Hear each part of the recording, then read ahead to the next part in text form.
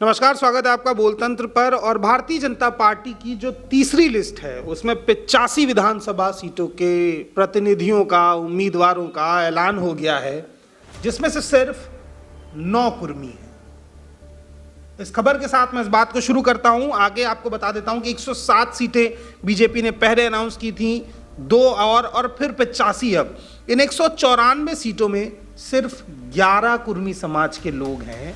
ये भारतीय जनता पार्टी का सामाजिक न्याय है।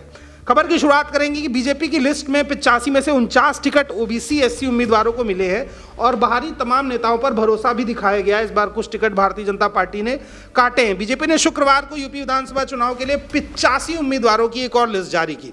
इस लिस्ट में बीजेपी ने जातीय समीकरण साधने की कोशिश की, प्रयास किया कि एससी एसटी ओबीसी माइनॉरिटी के लोगों को ज़्यादा से ज़्यादा टिकट दी जाएं, क्योंकि इस बार का जो चुनाव है वो कहीं ना कहीं ओबीसी और 80% जो बहुजन आबादी है, बैकवर्ड बनाम फॉरवर्ड की जो लड़ाई कांशीराम जी शुरू करके गए थे उसके इर्द गिर्द घूम रही है। लेकिन रोचकता देखिए कि जो लड़ाई कांशीराम शुरू करके गए थे और जो लड़ाई वो बसपा को देके गए थे, आज वो लड़ाई कोई और लड़ रहा है और बसपा उस लड़ाई में अंतिम पायदान पर लड़ते हुए दिखाई दे रही है। बीजेपी ने 49 में से 30 ओबीसी, 19 अनुसूचित जाति के उम्मीदवारों को टिकट दिया है। 30 ओबीसी उम्मीदवारों में से 10 टिकट लोधी, 7 कुर्मी, 1 निषाद और 1 टिकट जो दी गई है वो दी गई है यादव को। अब देखिए, इसमें से 30 में से जो ओबीसी की 30 सीटें हैं, मैंने बताया था कि ओबीसी का 40% कुर्मी है, लगभग 40% की आबादी के आसपास ही या 36 के आसपास यादव आप मान सकते हैं, बाकी अन्य हैं। उसमें से 7 टिकट कुर्मी समाज को दी गई हैं। ये सामाजिक न्याय है। 11 अन्य ओबीसी में मौर्य, कुशवाहा और शाक्य उम्मीदवार हैं। जो 11 अन्य हैं उनमें मौर्य समाज के लोग, कुशवाहा और शाक्य समाज के लोगों को दिया गया है।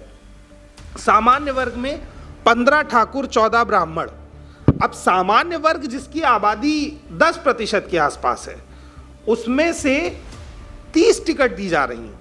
लेकिन जो ओबीसी का बड़ा मार्जिनलाइज सेक्शन कुर्मी समाज है, वो 7 से 9 सीटें पाकर अपनी राजनीतिक हैसियत तलाश रहा है। ये चीज देखिए, ये भारतीय जनता पार्टी के मनुवादी, ब्राह्मणवादी और जातिवादी सोच का ब्लूप्रिंट है। ये प्रमाण है, ये कागज और ये आंकड़े बोल रहे हैं कि अन्याय हो रहा है, लेकिन समाज आंखों पर पट्टी बांध करके चल पड़ा है। खैर, आगे बात करते हैं। बीजेपी ने जिन 85 सीटों पर उम्मीदवार घोषित किए उसमें से 72 बीजेपी के पास हैं। बीजेपी ने करीब 13 सीटों पर उम्मीदवारों को बदला है। और आपको बता दूं कि जो कानपुर की सीट है, एक सीट बीजेपी ने छोड़ी है और उस सीट को चर्चा चल रही है कि अनुप्रिया पटेल को दिया जा सकता है। फिलहाल अभी क्या उस पर फैसला होगा, ये फैसला नहीं आया, लेकिन बीजेपी का सीट छोड़ने का मतलब है कि वहाँ किसी गठबंधन के प्रत्याशी को उतारा जाएगा, क्योंकि वो सीट भारतीय जनता पार्टी के लिए थोड़ी मुश्किल सीट है। इसलिए हो सकता है किसी गठबंधन के प्रत्याशी को उतारा जाए और वो सीट अपना दल एस को दे दी जाए। फिलहाल घाटमपुर की सीट पर, मैं नाम आपको बता देता हूँ, सीट का नाम घाटमपुर है, विचार चल रहा है। फिरोजाबाद के सिरसागंज से हरिओम यादव, जो समाजवादी पार्टी से विधायक थे और रिश्ते में मुलायम सिंह के समधी हैं, बीजेपी ने उन्हें टिकट दे दिया है।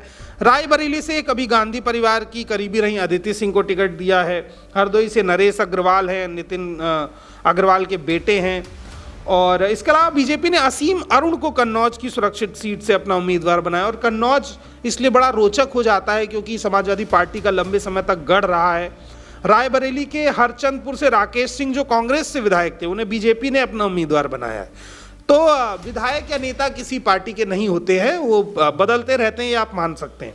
अब 26 महिलाओं को भारतीय जनता पार्टी ने टिकट दिया है, क्योंकि एक तरफ प्रियंका गांधी कह रही हैं लड़की हूँ, लड़ सकती हैं, लेकिन खुद कम लड़ती हुई दिखाई देती हैं, उनके पोस्टर ज़्यादा दिखाई देते हैं। तो इस समीकरण को साधने के लिए भी भारतीय जनता पार्टी काम कर रही है। कानपुर की घाटमपुर सीट पर सस्पेंस अभी बना हुआ है। उसकी वजह यह है कि बीजेपी ने कानपुर की 10 में से 9 सीटों पर उम्मीदवार घोषित किए हैं। हालांकि घाटमपुर सीट पर अभी सस्पेंस बरकरार है।